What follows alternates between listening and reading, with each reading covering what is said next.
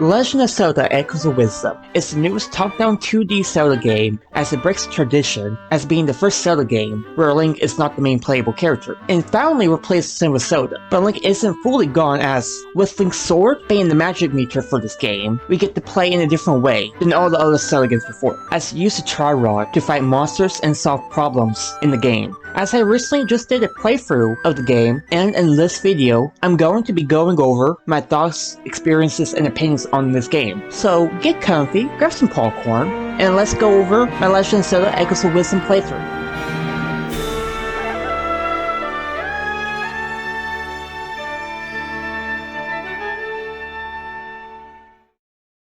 Before we start, a quick disclaimer. Spoilers ahead if you have not finished or played the game yet. And if you just don't care and wish to watch anyways, be my guest. Feel free. But with that out of the way, let's start off with the worst part of the game for me, which were the graphics. As they were a lot like Link's Awakening, with the art style and all, and a lot of the characters looked like toys to me, which I wasn't really a fan of. So I didn't really pick up Link's Awakening, but this game was a bit different, as I've been wanting a Legend of Zelda game where Zelda is the main playable character since Breath of the Wild. So I actually went ahead and gave it a try, even though I didn't like the art style. But the art style pretty much stopped bothering me after the first several hours of gameplay, as the echoes were really fun to use and play with, though I kinda wish they would use the Links Between World art style, as that was the best art style for the 2D Zelda games right now, in my opinion.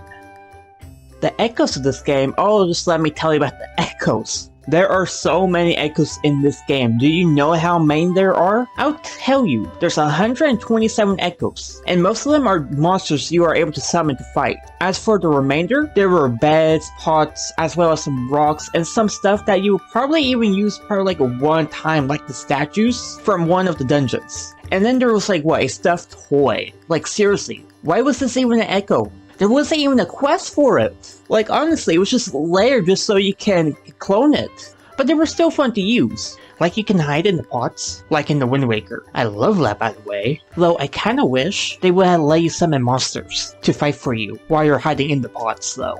That and use the trampoline, which you use in the early game to let you get more height while jumping before you get the frog ring that let you jump higher. Though, if I have one complaint, I kinda wish there was a favor tab. As I swear, I would spend like a minute or two just to find the echo I need, like to dig a hole or something with the hole mile, or use a platform to get higher up, or the spider to help me climb. It would have been so great to have a favor tab for them so I wouldn't be going searching for like minutes on end until I find it. Because I swear, I don't even want to know how long I spent trying to search for stuff on the menu. Though what was kinda cool, even though I didn't really use them, were the automations.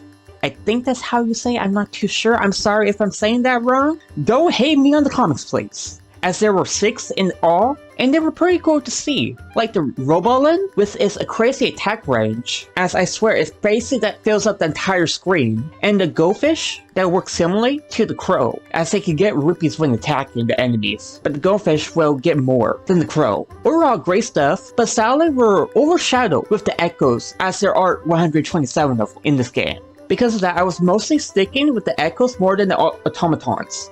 Then the beds were probably my most used item in the game. Like seriously, there's a tab that says most used, and beds is definitely on there. As I mainly use them for stacking up or to an area, as I don't think I even bother using them for healing myself. Generally, I knew I can heal myself, I just choose not to. As I was always mainly going to the smoothie shop and making some smoothies just so I can complete that smoothie list, like generally. And I think the one that I mostly gravitate to by the end of the game was Salted Milk Smoothie, as it got my full sword power and 10 hearts, really useful when you're doing the Slumbering Dojo for the Titan Gathering Trials. Though one that I don't understand was climbing walls. Like there's a smoothie and clothing for climbing walls speed up. I remember seeing that and I was like, if I drink this, can I climb out walls? But no, you can only climb up certain areas in the game or the ladders. It just makes you faster, which I don't see why you would want to even use. I just don't see the point in it. I just think it would have been better if they just give you wall climb as a smoothie, and you climb up any type of wall or tree you want for a certain time. It just makes no sense. The partner Tri is an interesting character, as he is the one that will give you the Tri-Rod. as well as the one to be closing the rifts, after finding some of his friends inside of them. And with every rift close, his level will go up, as the highest level he will have is level 11. And with each level up, he will get an upgrade, like summoning echoes from a distance, or increasing the echo level, where you can summon 4, 5, or 6 of them, or reducing the cost of echoes you can summon. Which going throughout the game, this will help a lot. As the game goes on, as you explore the first area, he will get the move called Bind. Just like in Tears of the Kingdom, you'll be able to grab objects, if needed, or what I use Zelda for, which is to move monsters. Echoes closer to the enemies to kill them, or at the enemy to kill them. Or what I learned later on in the game, to just respond to echoes, as most of them will always summon with an attack, as soon as it's summoned. As far as Tri goes, he was for sure one of the better partner characters like Minda, as some of the partner characters weren't that good in other games. Looking at you, Tato and Navi. Hey, listen! The sword pair was a lot of fun, I have to say, though at the start of the game, I mainly stick to echoes instead of the sword form at the start of the game, as it was running out fast. As I need to find might crystals to upgrade it for it to last longer, and how strong the power will be from the bombs, bows, and sword, as the highest level is level 4. And I guarantee you, once you do the Sunburn Dojo and get the Mastery Scroll, it will slow down the energy that you lose from the sword form a lot slower, which means you can have it out for a lot longer, which I basically start taking advantage of there in the mid and ending parts of the game, when I didn't want to use echoes. It definitely was a great ability for those who still kind of want to still play as Link, who couldn't in the game, or to just take out strong enemies. And I would highly recommend using it when you do.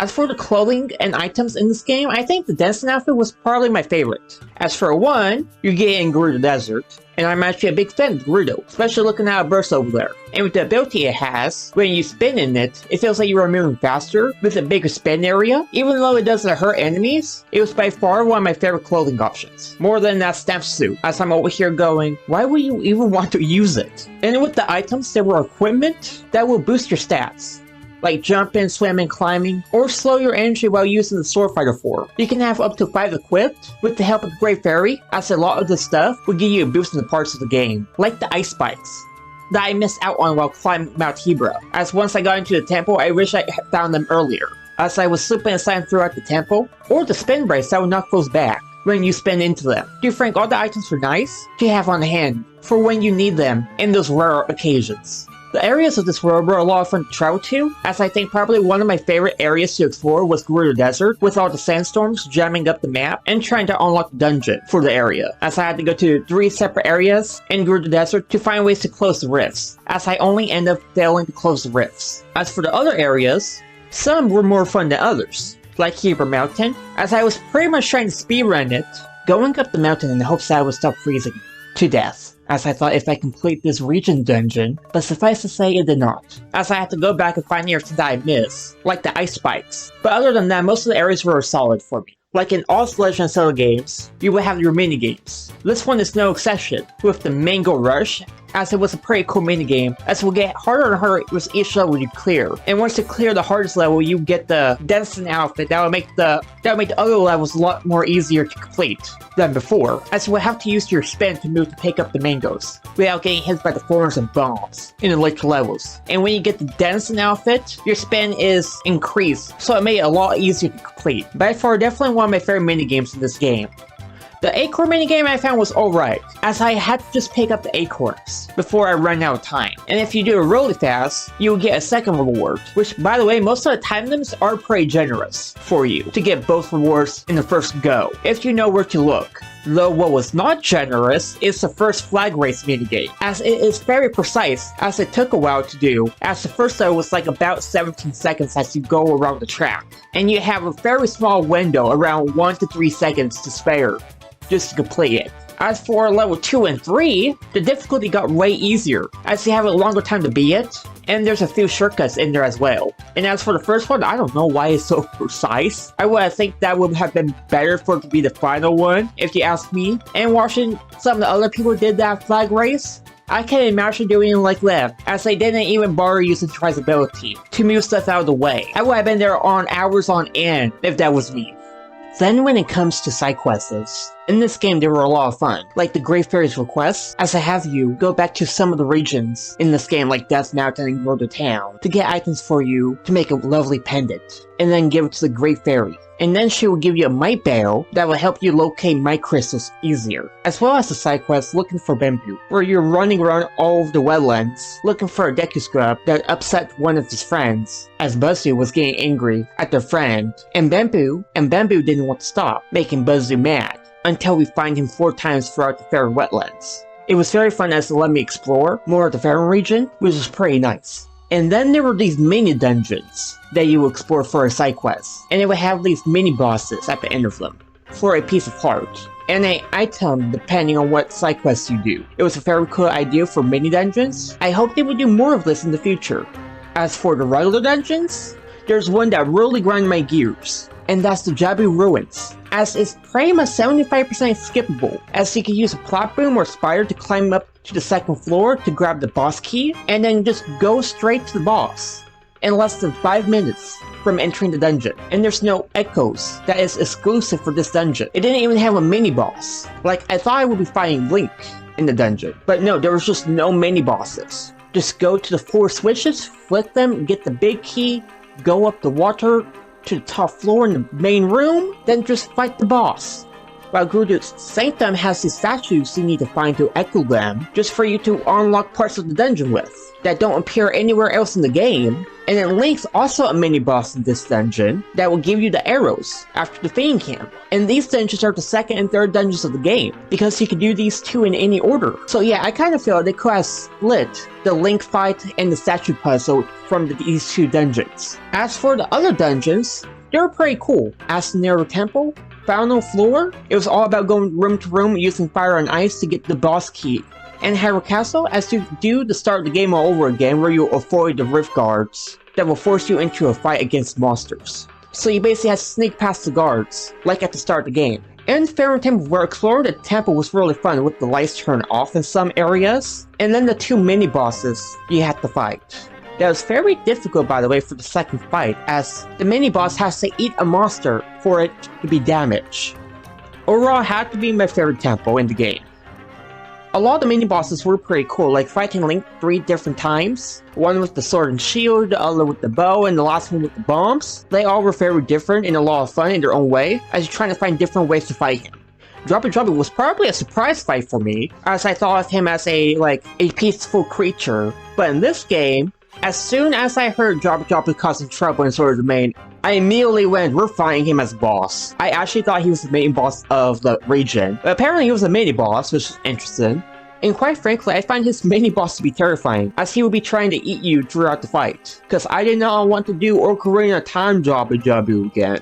And then Ganon was a surprise story-wise, as I thought he would be the final fight of the game, but the fake king turned to Ganon, as I apparently found out that Ganon was an echo from the start, and the one that Link fought was a fake as well, which was a great way to subvert expectations, by the way. And the final fight, Noah, was interesting, as there were like 3 stages to his fight. At the start, Noah was just attacking me with his hands, and I had to remove them, which was kind of underwhelming until you get to the 2nd phase, which got interesting, as we go into this 2D environment that was underwater, where I had to save some of Tri's friends that are taken hostage by Noah, as he's grabbing them with his hands. As he was also summoned a 2D boss that was in the Jabu Ruins, that was making the tornadoes to attack me, as I chased them throughout the stage. And it got a little interesting, as I needed air to breathe, as the fight was dragging on in the 2D environment. But when I got to the 3rd phase, I started to actually like this boss, as he was summoning Ganon and the other dungeon bosses to attack me. As you can see the Triforce of Power in his core, as that was pretty cool to see. But the monster spamming did got a little annoying at times at the ending layer. Overall, pretty cool fight, but I have to say, I found A Link Between Worlds boss to be a lot harder than this one, if you ever play it. But still, it's a really cool fight, it's just not that difficult. A lot of the music was really nostalgic for me, like Blueberry's House that reminds me of Breath of the Wild and Tears of the Kingdom, Shake Attack Labs, which was nice.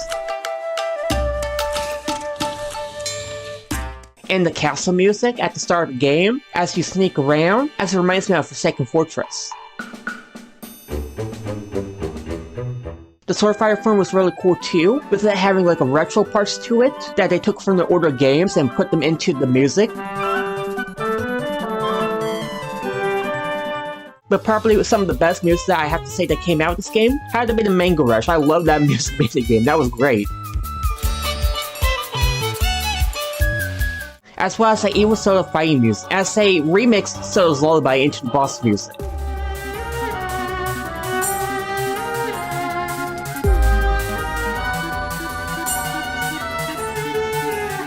And the final phase of Noel's fight, where they put the main theme of the game, and I think a bit of the sword form music, into the final boss scene.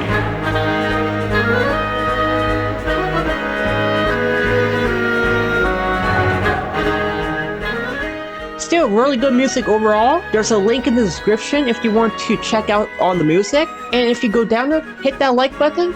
Also consider hitting the subscribe button if you're enjoying the video, but hey, no pressure.